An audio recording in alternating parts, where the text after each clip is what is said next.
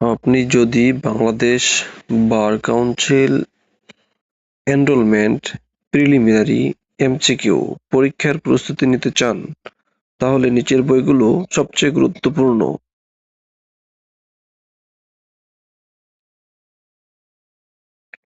Bangladesh bar council enrolment guide MCQ বই যেকোনো ভালো প্রকাশনীর একটি।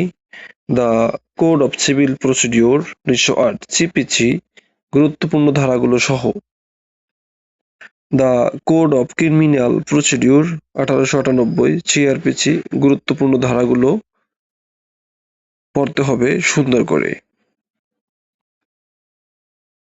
এরপর হচ্ছে দ্য পেনাল কোড 1860 গুরুত্বপূর্ণ অপরাধ ও শাস্তিসমূহ ভালোভাবে বুঝে শুনে পড়তে হবে।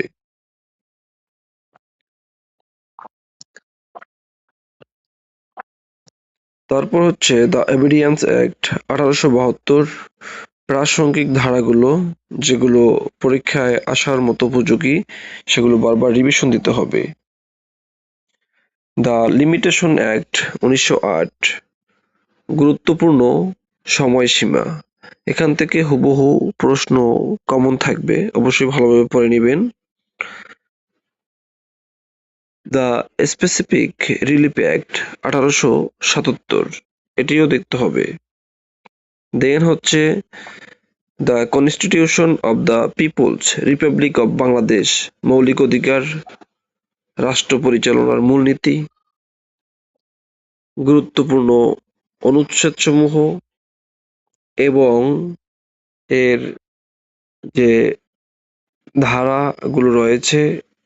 টোটাল কথা হচ্ছে সংবিধান সম্পর্কে আপনার মৌলিক ধারণা সহ অ্যাডভান্স লেভেলে থাকতে হবে।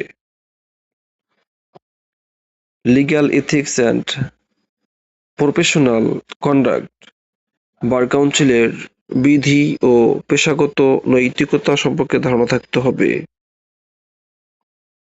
এছাড়াও গত 10 থেকে 15 বছরের বার কাউন্সিল এমসিকিউ প্রশ্ন বারবার সমাধান করতে হবে। প্রতিদিন অন্তত 50 থেকে 100টি এমসিকিউ প্রশ্ন অনুশীলন করতে হবে। গুরুত্বপূর্ণ ধারাগুলোকে মনে রাখতে নিজস্ব নোট তৈরি করতে হবে। ধন্যবাদ সকলকে।